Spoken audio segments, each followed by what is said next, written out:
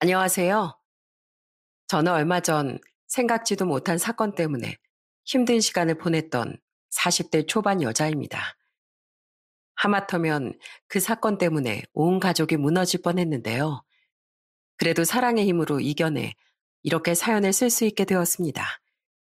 저희 가족한테 일어났던 그 기가 막힌 스토리에 대해 지금부터 이야기해 보도록 하겠습니다. 저는 논산에서 태어나 고등학교를 졸업할 때까지 쭉 그곳에서 살았어요. 솔직히 말하면 집안이 여유로운 편은 아니었습니다. 그래도 가족을 위해 애써주시는 부모님과 효심이 깊은 남동생 덕에 집안은 항상 화목했어요. 저랑 남동생은 수도권에 있는 대학에 진학을 하면서 경기도로 올라오게 되었어요. 저는 대학 졸업 후에 평범한 직장에 취업을 해서 일을 하게 되었고, 남동생도 몇 년 후에 대학을 졸업해 부동산 일을 배우면서 하게 되었어요. 그런데 남동생이 취직을 한 지 한 달쯤 되었을 때였습니다. 회사에서 일을 하고 있었는데 남동생한테서 전화가 온 거예요. 누나, 나 오늘 저녁에 엄마 집에 내려가서 내일까지 있을 거거든. 누나도 내일 꼭 와. 내가 진짜 중요하게 할 말이 있어서 그러니까 늦지 않게 꼭 와야 돼. 알겠지? 제가 할 말이 있으면 전화로 하라고 했지만 남동생은 꼭 다 같이 모인 자리에서 해야 된다고 하더군요. 그래서 저는 다음 날 궁금해하며 엄마 집으로 내려갔어요. 저는 도착하자마자 남동생에게 이렇게 물었습니다. 도대체 할 얘기가 뭔데? 뭐 얼마나 중요한 얘기길래 논산까지 오라는 거야? 엄청 중요한 얘기니까 그렇지. 누나, 어제가 무슨 날이었게? 어제? 글쎄, 누구 생일도 아니고 공휴일도 아닌데 그냥 평범한 금요일 아니야? 평범한 금요일이라니. 어제 내 월급날이었잖아, 월급날. 뭐? 너 설마 그거 얘기하려고 나 부른 거였어? 아유, 이거 완전 웃기는 짬뽕이구만.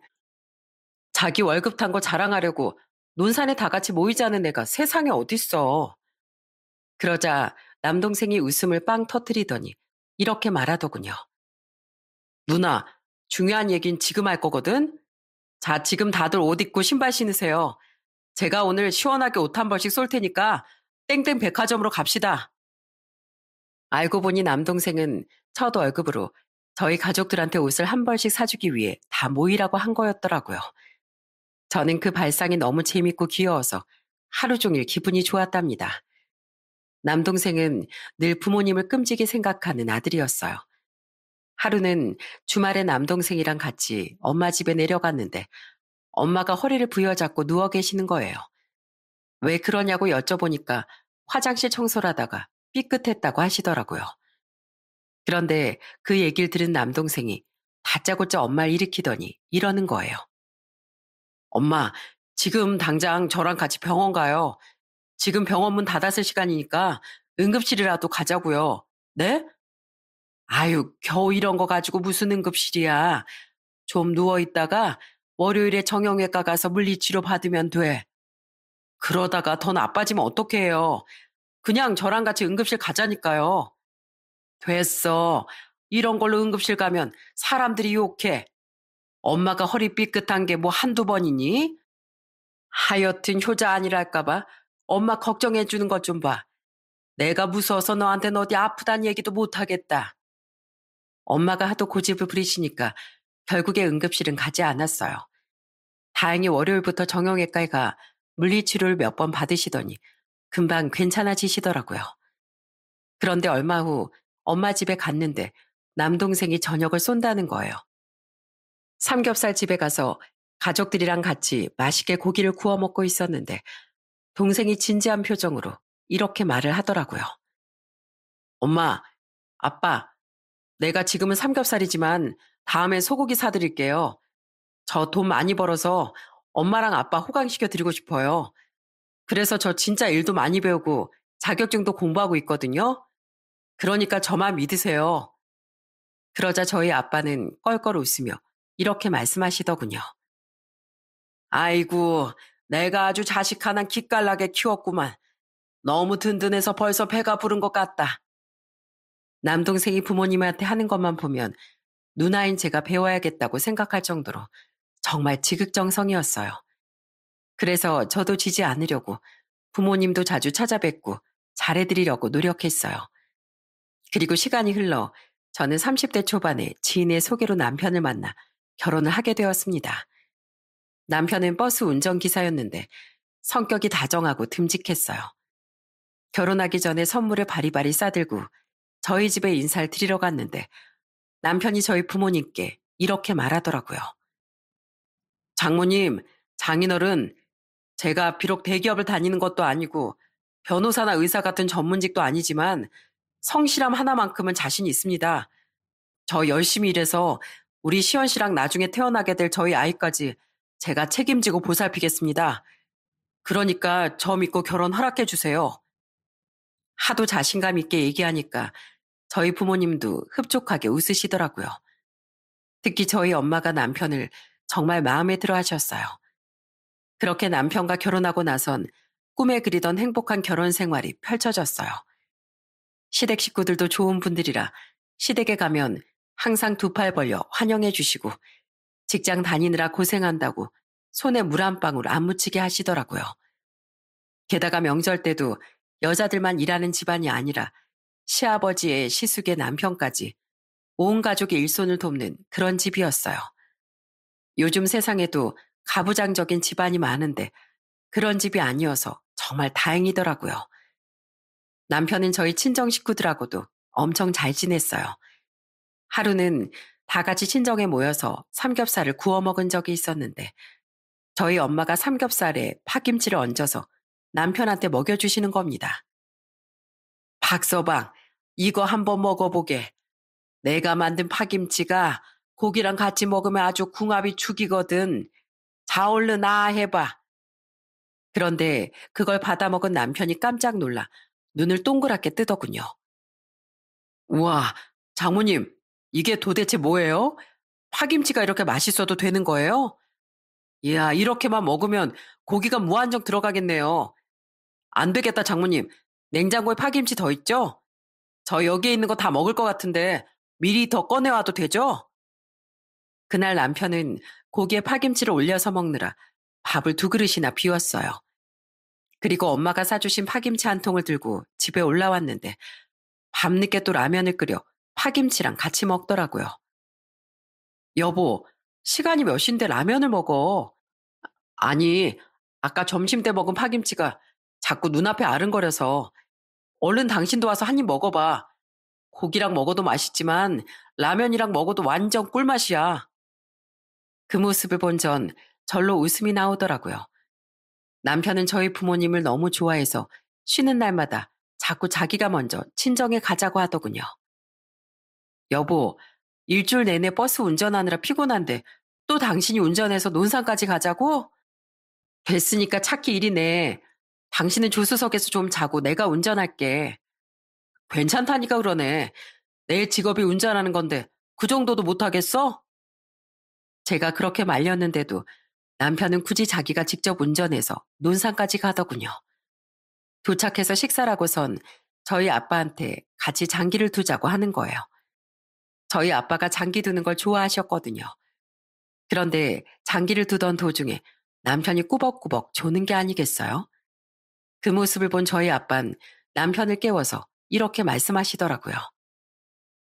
아이고, 그러게 주말이면 좀 쉬지. 뭐하러 무리해서 여기까지 내려왔어? 방에 이불 깔아줄 테니까 얼른 들어가서 한숨 자게. 그나저나 장인 장모 보겠다고 피곤한 몸 끌고 온 게 너무 고맙고 기특하구만. 저 역시도 저희 친정에 잘하는 남편이 너무 고마웠어요. 게다가 남편은 제 남동생하고도 엄청 잘 지냈거든요. 하루는 친정에서 가구를 버릴 일이 있었어요. 제가 결혼하기 전에 쓰던 책장이었는데 부피도 크고 무거워서 옮기기가 힘들었거든요. 남편이 남동생이랑 한쪽씩 잡고 들었는데 남동생이 깜짝 놀라 저희 남편한테 이러더라고요. 아유, 매형, 안 무거우세요? 어쩜 그렇게 인상도 한번 안 쓰고 이 무거운 걸 번쩍 드세요? 저도 나름 힘 세다고 자랑했는데 매형을 보니까 위기감이 좀 느껴지는데요. 안 되겠다. 매형, 이따가 저랑 팔씨름 한 판 해요. 잠시 후 둘은 정말로 팔씨름을 하기 시작하더군요. 저와 저희 부모님은 옆에서 신나게 응원을 했답니다. 이겨라! 아무나! 이겨라! 아! 매영, 살살해요. 아, 내가 졌잖아. 결국 승리의 여신은 제 남편의 손을 들어줬고 남편은 신나서 환호성을 질렀답니다. 남동생이 일하는 곳은 저희 신혼집과 차로 50분 정도 거리였어요. 짧다면 짧고 멀다면 먼 거리였는데 남편이랑 남동생이 워낙 성격이 잘 맞다 보니 종종 만나서 술도 한잔하더라고요. 그런데 하루는 남편이 퇴근하고 밤늦게 집에 들어왔는데 옆에 떡하니 남동생이 서 있는 거예요. 저는 깜짝 놀라서 이렇게 말했어요. 뭐야, 이 시간에 왜 둘이 같이 들어와? 아니, 아까 막차로 운전하는데 마스크까지 쓴 어떤 손님이 끝까지 안 내리는 거야. 내리라고 해도 말을 안 듣고 차고지까지 계속 앉아서 가길래 보니까 그게 처남이었지 뭐야. 마스크 벗고 날 깜짝 놀래켜 주는데 너무 반갑더라고. 뭐? 그게 진짜야? 아유, 태연이 너, 네 매형 놀래켜 주려고 일부러 그런 거야? 그럼 왠지 재밌을 것 같아서 한번 해봤지. 안 그래도 매형이랑 술 한잔 하고 싶었거든. 내가 요 앞 편의점에서 맥주랑 마른 안주 사왔으니까 누나도 같이 한잔해. 아참, 나 오늘 여기서 자고 가도 되지? 우리 매형이랑 아주 새벽까지 달려보게. 그날 저희 셋은 새벽까지 웃고 떠들며 즐거운 시간을 보냈답니다. 저는 남편과의 사이에서 아들 하나와 딸 하나를 낳았어요. 그런데 제가 둘째를 낳은 지 얼마 안 됐을 때 남동생이 부동산을 개업하게 되었습니다. 저희 남편은 개업 화분도 보내주고 엄청 축하해 주더라고요. 처남, 내가 그 동네 아는 사람 몇 명 있거든. 부동산 알아보는 사람 있으면 내가 무조건 처남한테 소개시켜 줄게. 우리 처남 부자 될 수 있게 내가 또 도와줘야지. 남편은 그 이후에 정말로 친구나 지인들과 통화를 하다 집 구한다는 얘기만 나오면 제 남동생 연락처를 알려주더라고요. 그래서 실제로도 몇 번 제 남동생을 통해 집을 산 사람이 있었는데 남동생이 잘해줬다면서 고마워하더라고요. 남동생 역시도 연결해줘서 고맙다며 저희한테 몇 번 밥을 쏘기도 했고요.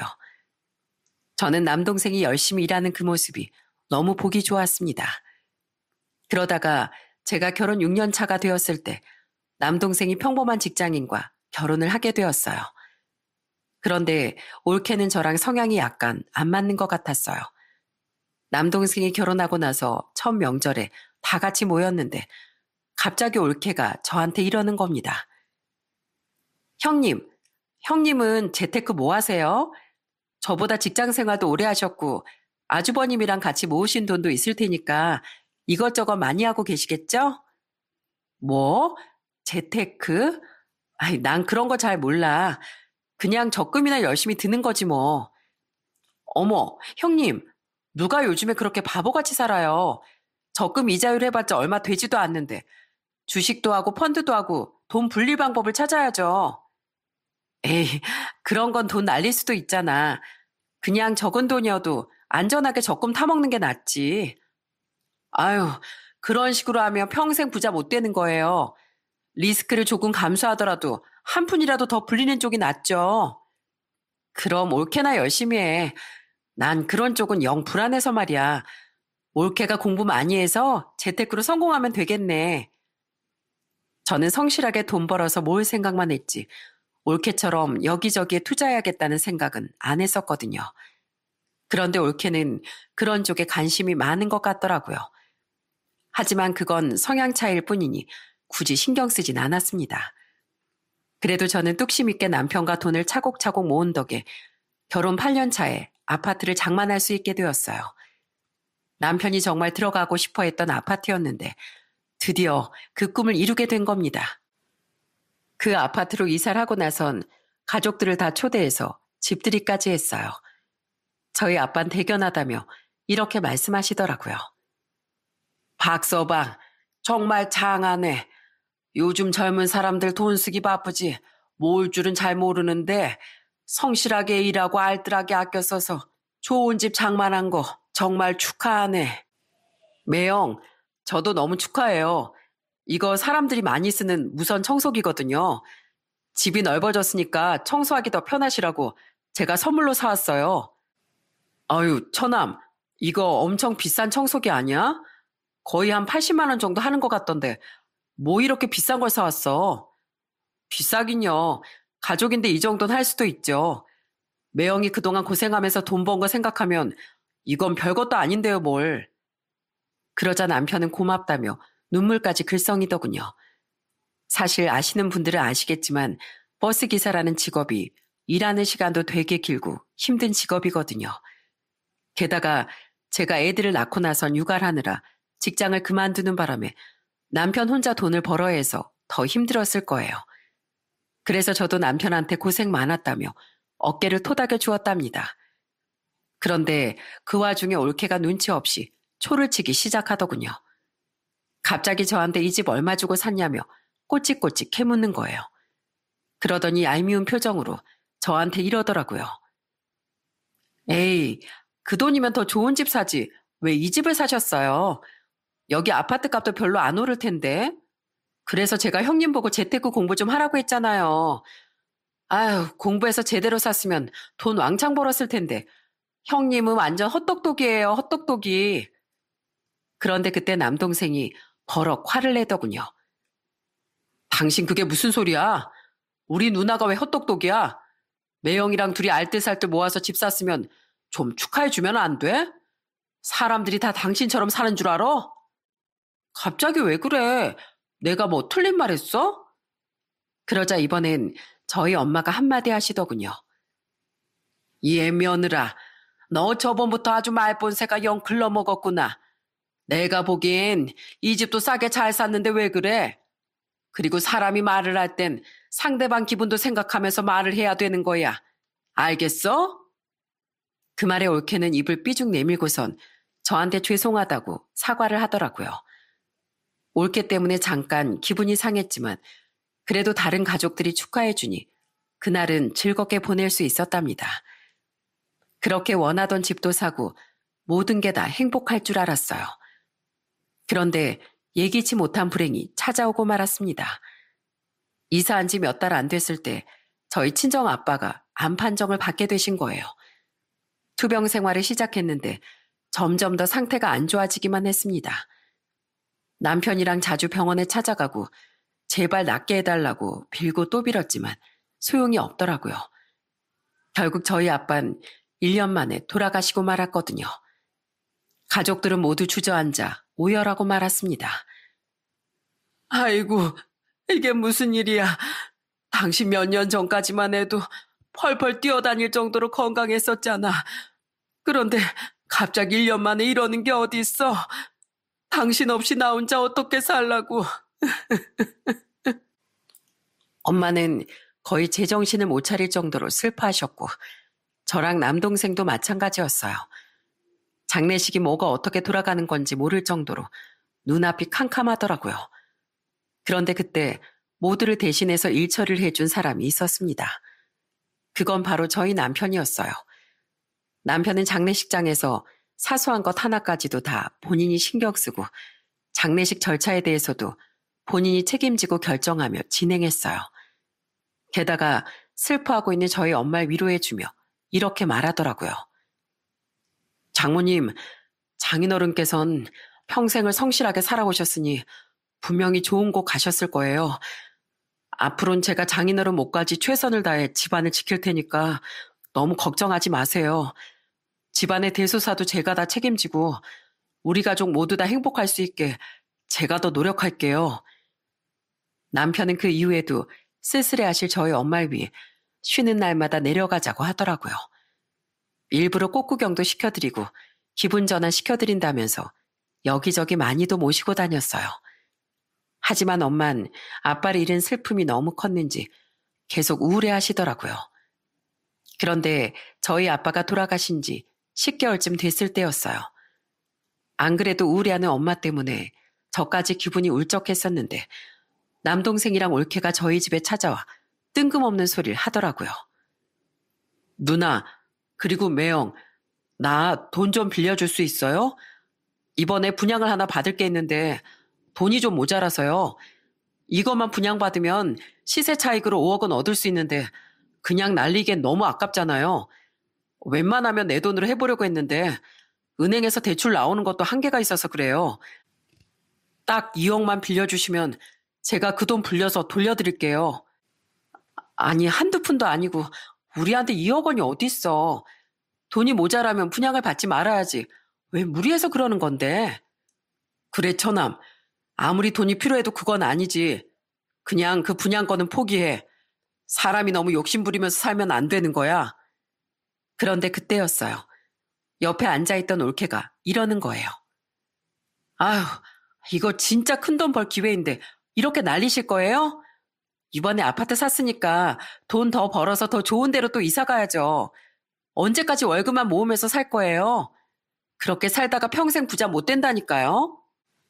올케, 부자가 되든 말든 그건 우리가 알아서 할 테니까 신경 쓰지 마. 그렇게 부자가 되고 싶으면 올케 돈으로 올케가 투자하면 되잖아. 아무튼 우린 그 돈 못 빌려주니까 다시 돌아가. 알겠어? 그렇게 저는 남동생과 올케를 돌려보냈어요. 아무리 제 동생이라지만 2억 원이라는 돈은 너무 크잖아요. 그런데 남동생은 고집을 꺾지 않고 며칠 후에 또 저희 집에 찾아왔더라고요. 매영, 한 번만 부탁드려요. 이번에 그걸로 수익 나면 우리 집 한 번에 일으킬 수 있단 말이에요.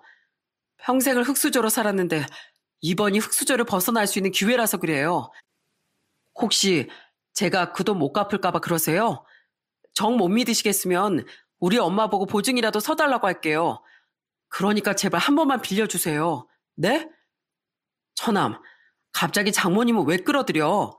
한 번 안 된다고 했으면 알아들어야지. 난 절대로 그 돈 못 빌려주니까 그냥 돌아가. 하지만 남동생은 뭐가 그렇게 절실한지 일주일 뒤에 다시 찾아오더군요. 매영, 하도 저를 못 믿으시는 것 같길래 차용증까지 써왔어요. 그리고 여기 보이시죠? 우리 엄마가 이렇게 연대보증까지 서준다고 했으니까 저 한 번만 믿어주세요. 그러자 남편은 무서운 얼굴로 남동생에게 화를 버럭 내더군요. 처남, 이게 지금 뭐 하는 짓이야? 처남 어릴 때부터 그렇게 효자였다고 하더니 이거밖에 안 되는 사람이었어? 이런 식으로 장모님한테 보증까지 서달라고 하면 장모님이 뭐가 되겠어?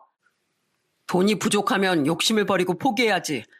처남이 이렇게 하면 장모님이 얼마나 속상해 하시겠냐고.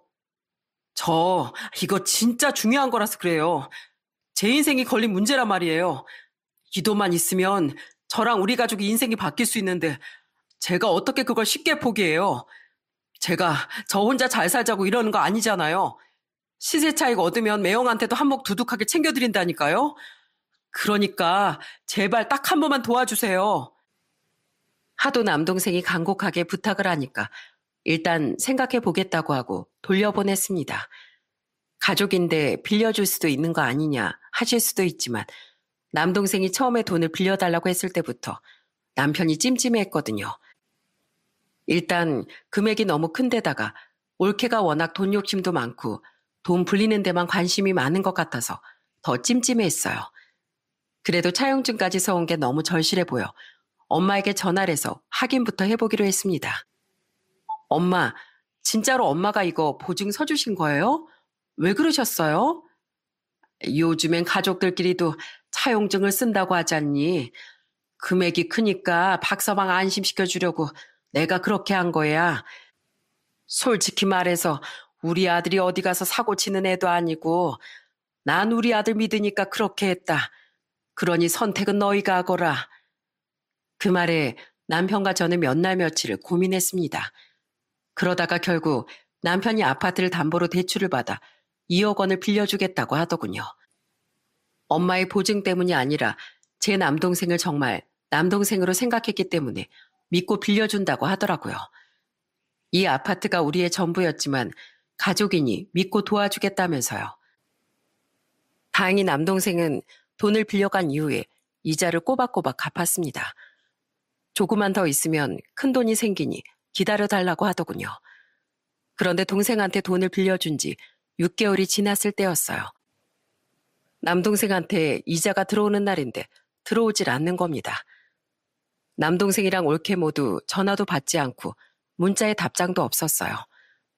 남편은 얼굴이 하얗게 질려선 엄청 초조해 하더라고요. 여보, 설마 무슨 일 있는 건 아니겠지? 처남 평소에 이렇게 연락 안 받는 사람 아니잖아. 문자래도 답도 없고 진짜 답답해 죽겠어. 남편은 계속 손톱을 물어뜯고 발을 동동거리며 불안해하더군요. 게다가 밥도 안 넘어간다며 아무것도 먹질 않고 계속 한숨만 쉬었어요. 저는 그걸 옆에서 바라보면서 너무 미안하고 초조하더라고요. 그래서 저는 엄마한테 전화를 걸어 이렇게 물어봤습니다. 엄마, 혹시 태연이 연락돼? 지금 3일째 연락이 안 되는데 지금 걔 때문에 나도 그렇고 박서방도 제정신 아니란 말이야.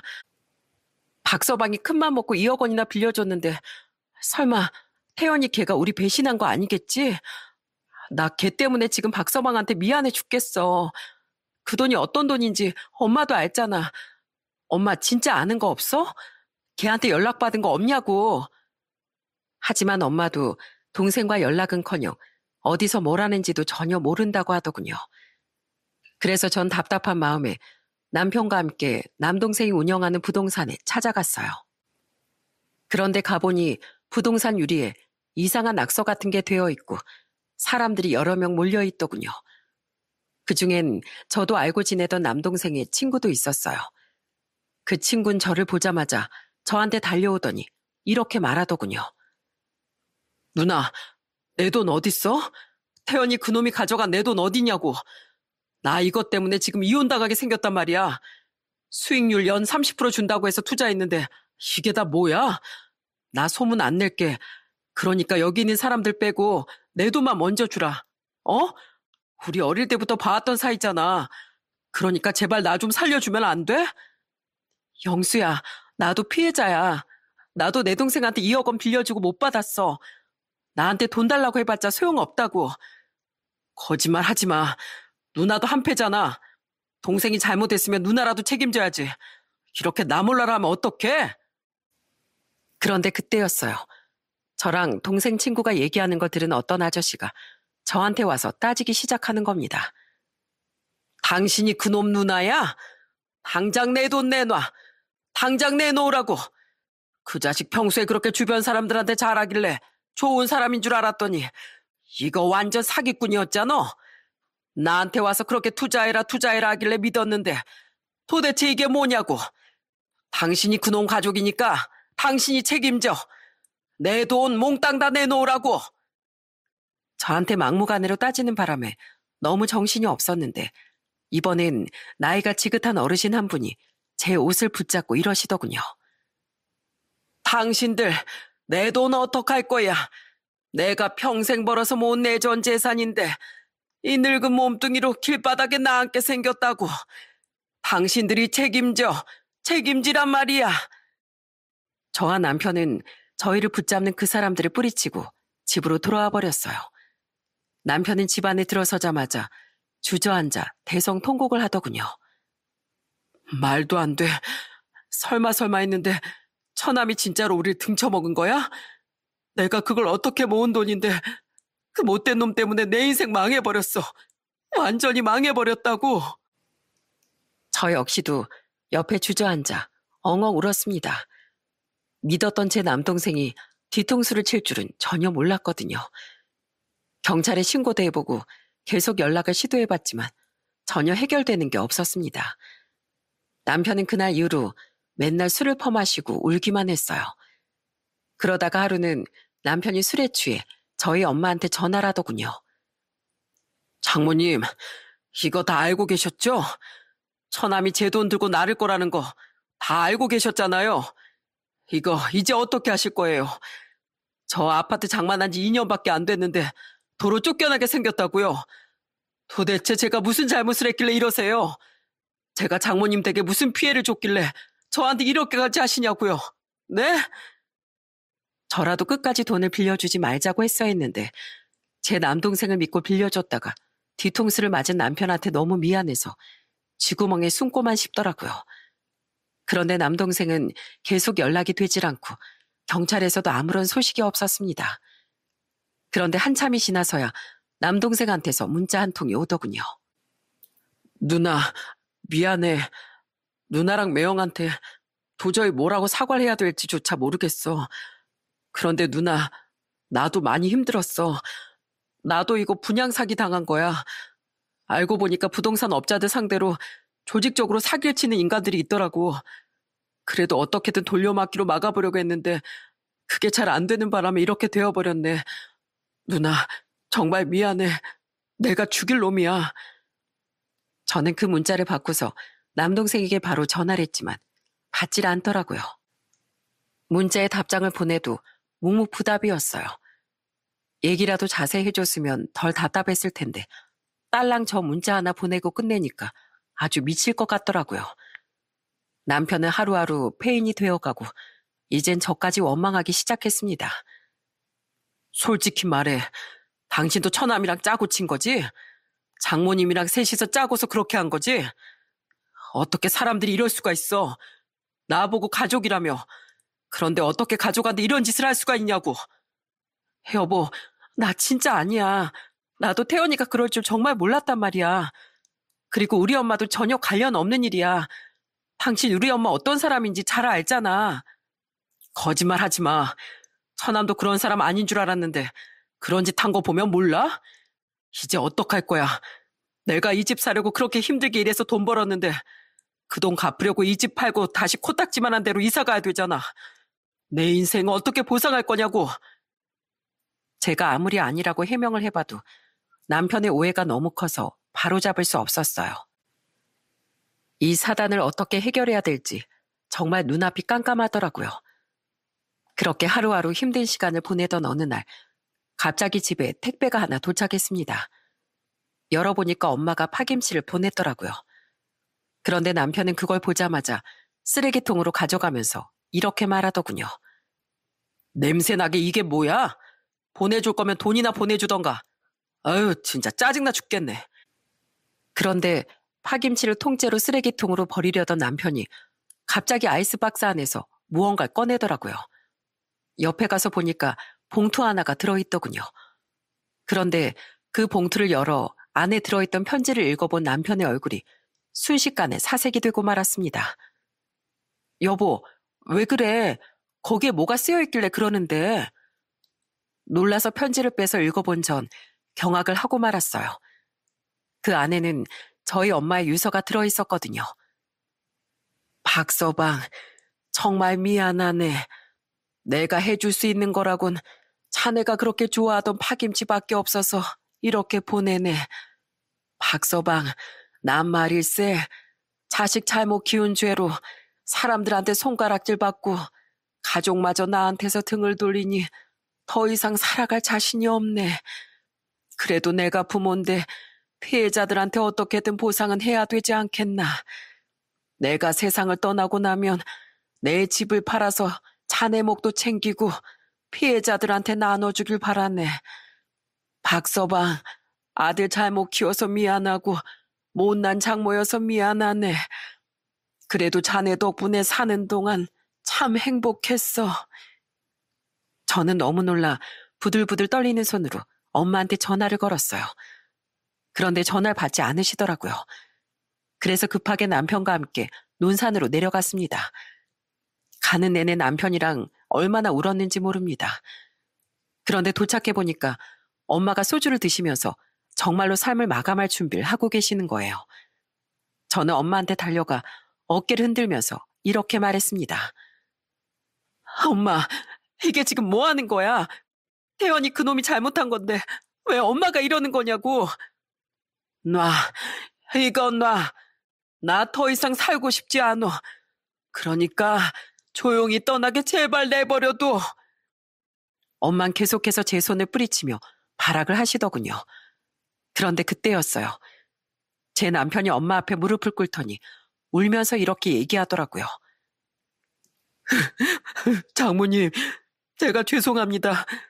장인어른 돌아가신 지 얼마 되지도 않았는데 철없게 굴어서 죄송합니다. 처남이 무리하게 부탁했을 때 매정하게 내쳤어야 하는데 내치지 못한 것도 죄송하고 몇 살 더 산 형으로서 처남이 그런 못된 생각 가지지 못하게 단도리를 잘했어야 하는데 그러지 못해서 죄송합니다. 그런 일이 생겼을 때 장모님을 다짜고짜 의심해서 죄송하고 저만 힘들다고 장모님한테 막말한 것도 정말 죄송합니다. 자네가 죄송할 게 뭐가 있는가? 다 우리 아들이랑 내가 잘못한 게지. 자네가 그 아파트 사려고 얼마나 힘들게 일했는지 내 뻔히 아는데 내 아들이 자네한테 그런 짓을 했으니 나라도 목숨 바쳐 사죄해야지. 장모님, 제발 그러지 마세요. 우리 다 같이 이겨낼 수 있어요. 제가 더 노력할게요. 남들보다 두세 배 더 일해서 그 돈 메꾸면 돼요. 돈보다 더 중요한 게 사람 목숨이잖아요. 장모님이 이 집안의 중심이 되는 어른이신데 장모님이 떠나시면 어떡해요. 그 모습을 보고 저도 울음이 터져나와 엄마를 끌어안고 이렇게 말했습니다. 엄마, 진짜 너무하는 거 아니야? 아무리 그래도 그렇지 어떻게 날 두고 떠날 생각을 해. 아빠도 돌아가셨는데 엄마라도 나랑 오래오래 같이 살아줘야지. 내가 너무 힘들어서 그랬어. 사람들이 자꾸 우리 집에 찾아와서 따지니까 초인종이 울릴 때마다 심장이 쿵쾅거리고 너무 무서웠다고. 나도 어떻게 된 일인지 하나도 모르는데 사람들한테 매번 욕먹고 변명하는 것도 힘들었고 거기다 박서방까지 나한테 등을 돌리니까 도저히 못 살겠더라고. 그래서 그랬어. 차라리 죽는 게 낫겠다 싶어서 그랬던 거라고. 장모님, 정말 죄송해요. 저라도 장모님을 믿고 힘이 되어드렸어야 했는데 그러지 못해서 정말 죄송해요. 그러니까 이제 죽겠다는 소린 하지 마시고 저희랑 같이 열심히 살아봐요. 네? 그러자 엄마는 한참을 우시더니 이렇게 말씀하시더군요. 어찌됐든 이 집은 팔아야겠네. 내 아들한테 피해본 사람들 중에 나랑 가까운 사람들도 있는데 그 사람들 속은 얼마나 찢어지겠나. 애미로서 아들이 잘못했으니 나라도 이렇게 보상을 해줘야지. 이 집을 판다고 해서 그 많은 돈을 다 보상해 줄 수는 없겠지만 그래도 조금씩이라도 나눠줘야지 어쩌겠는가. 결국 얼마 안 가 엄만 그 집을 3억 5천에 팔아 피해자들한테 나눠주게 되었어요. 그리고 주말이 되어 논산으로 내려가 엄마랑 같이 외식을 하고 있었는데 피해자 중 한 분한테서 연락이 와서 만나자고 하더군요. 그래서 저는 엄마랑 같이 그분을 만나러 갔는데 그분이 저희 엄마한테 사과를 하시더라고요. 죄송합니다. 저희가 집까지 찾아가고 소란 부려서 많이 힘드셨죠? 저희도 너무 힘들어서 그랬어요. 아드님이 잘못한 것까지 책임질 정도로 이렇게 진정성 있으신 분인 줄도 모르고 제가 너무 무례를 범했습니다. 그러자 저희 엄만 그분한테 90도로 인사를 하면서 이렇게 말씀하시더군요. 아닙니다. 제가 더 죄송합니다. 마음 같아선 피해보신 금액을 전부 다 보상해드리고 싶은데 제 능력이 거기까지밖에 안 되네요. 제 아들 때문에 피해보신 거 제가 대신 이렇게 사죄드리겠습니다. 엄마가 그렇게 사과를 하는 모습을 보고 제 마음이 너무 아프더라고요. 그래도 그분이 사과를 받아주셔서 정말 다행이라는 생각이 들었습니다. 그런데 그날 시간이 늦어서 엄마가 지내는 곳에 데려다 드리고 가려던 전 깜짝 놀라고 말았어요. 당연히 돈을 조금 남겨서 작은 집 하나라도 구해서 지내고 계실 줄 알았는데 월세 25만 원짜리 허름한 고시원에서 지내고 계신 거예요. 저는 고시원이라는 걸 TV에서만 봤지 실제로는 처음 가봤는데 한 평이 조금 넘는 방에 샤워실도 없는 곳이더라고요. 저는 너무 황당해서 엄마한테 이렇게 말했어요. 엄마, 이게 도대체 뭐야? 괜찮은 원룸이라도 구해서 살지. 이런 곳에서 어떻게 지내냐고. 괜찮아. 여기 밥도 지어주고 라면이랑 김치도 줘서 살만해. 여기 살면 돈 나갈 일도 별로 없고 편해. 내 나이에 좋은 집 살아서 뭐하니? 엄마, 그래도 이건 아니잖아. 피해자들 보상해주는 것도 중요하지만 엄마 생각도 해야지. 아유, 난 괜찮다니까 그러네. 신경 쓰지 말고 얼른 박서방이랑 올라가. 그런데 남편도 고시원의 모습에 충격을 많이 받았는지 눈에 눈물이 그렁그렁 맺힌 채로 저희 엄마한테 이러더군요. 장모님, 저 장모님이 여기 계시는 거 절대 못 봅니다.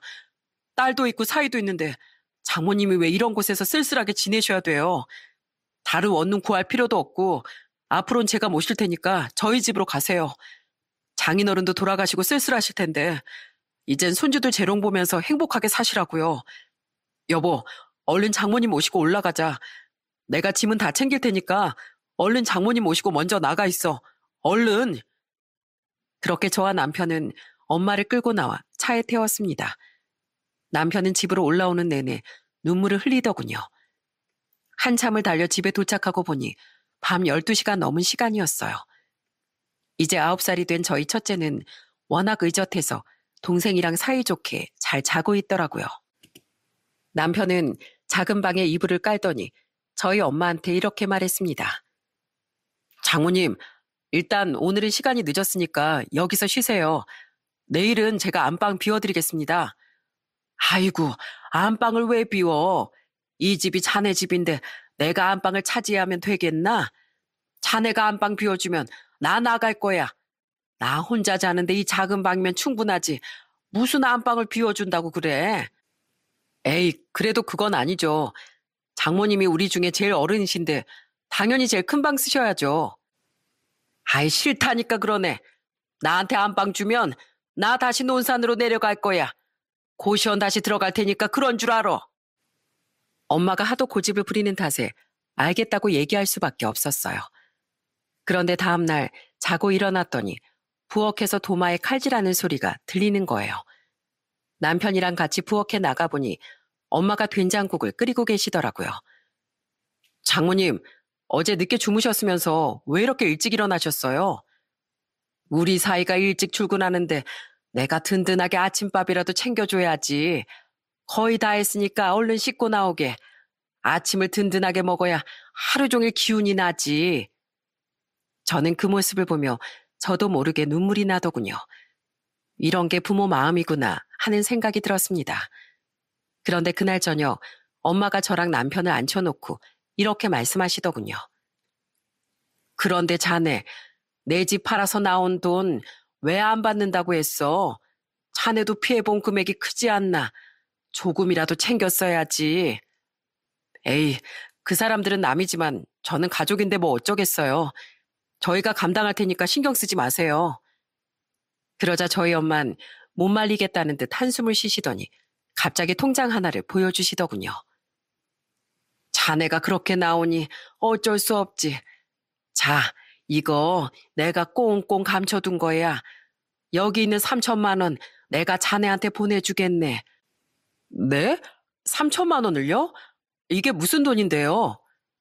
이거 자네 장인 사망보험금일세.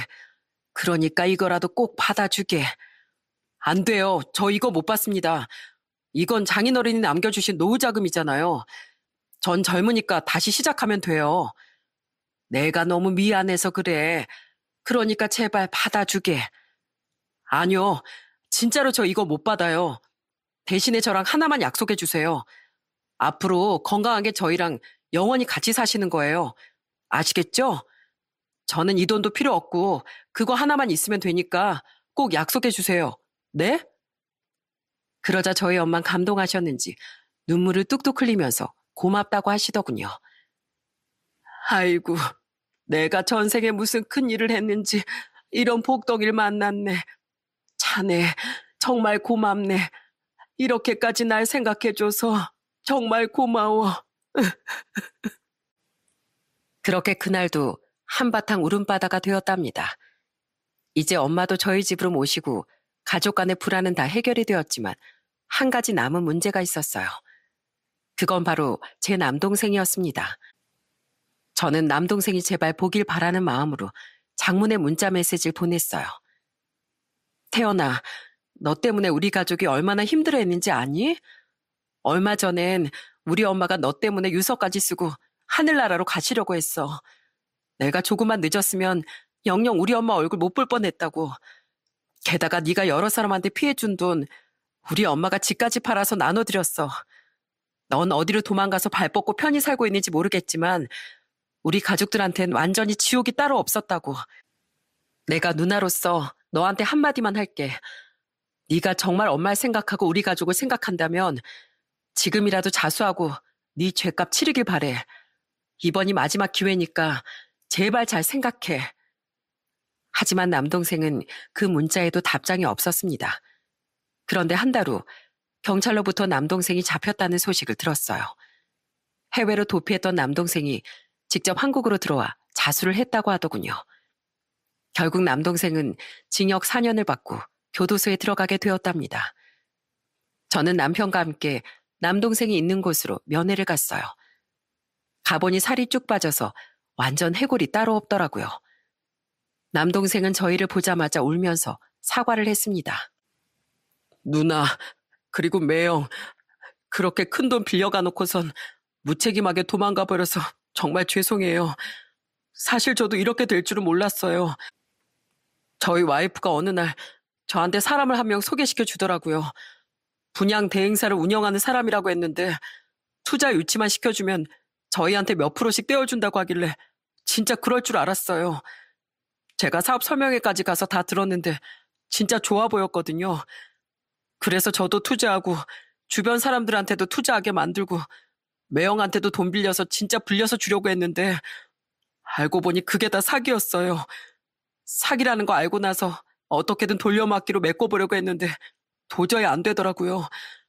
버티고 버티다가 도저히 감당이 안 돼서 도망간 거예요. 뭐? 그게 사실이야? 그럼 올케는 지금 어디 갔는데? 올케가 바람 잡아서 그렇게 된 거니까 올케도 책임져야 되는 거 아니야? 안 그래도 내가 누나 문자 받고 너무 죄책감이 들어서 와이프한테 자수하자고 설득했는데 절대 안 한다고 하더라고. 그것 때문에 몇 날 며칠을 싸웠는지 몰라. 그런데 죽어도 자긴 자수 못한다길래 어쩔 수 없이 나 혼자 한국에 들어와서 자수한 거야. 그래도 내가 그 사람 은신처 어딘지 경찰에 다 얘기했으니까 조만간 수사 들어갈 거야. 누나 마음 아프게 해서 미안하고 매형한테도 정말 죄송해요. 우리 엄마한테도 가슴에 대못 박아서 죄송하다고 꼭 전해주세요. 처남, 그래도 잘못한 거 알고 자수했으니 죄값 달게 받고 반성하면서 살아. 그리고 나중에 출소하고 나와서 정신 똑바로 차리고 새삼 사는 거야. 알겠지? 네, 그럴게요. 꼭 그렇게 할게요. 그렇게 면회가 끝나고 저는 남편과 함께 집에 돌아왔습니다. 그리고 얼마 후 그 사기를 벌인 일당 모두가 잡혔다는 소식이 들려오더군요. 피해 금액이 어마어마한 것 같았어요. 그리고 한참 후에 올케도 잡혀서 징역 2년 6개월을 선고받게 되었답니다. 그리고 제 남동생은 올케와도 이혼을 하게 되었어요. 그 이후 엄마와 저희 가족은 다시 웃음을 되찾았답니다. 엄마는 저랑 남편이 그렇게 집에서 쉬라고 했는데도 굳이 청소일을 구해서 하시더라고요. 아유, 내가 집에만 있으니까 너무 답답해서 말이야. 일을 나가보니까 운동도 되고 좋더라. 그리고 이렇게라도 해서 나도 집안에 도움이 좀 되어야 되지 않겠니? 계속 말려봤지만 엄마의 고집을 꺾을 수는 없었어요. 그리고 저도 얼마 전부턴 상조회사에서 상조 도우미 일을 시작했답니다. 전에는 애들이 너무 어려서 일을 하지 못했는데 이젠 대출금도 갚아야 되니 저도 일을 해야겠다는 생각이 들었거든요.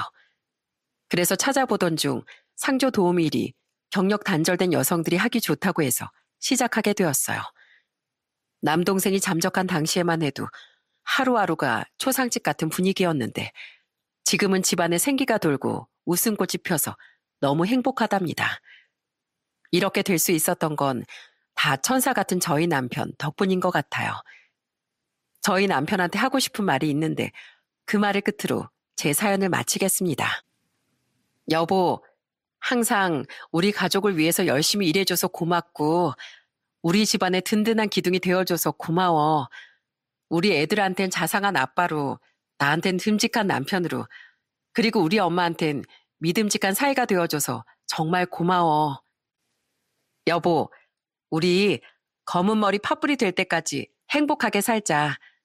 사랑해.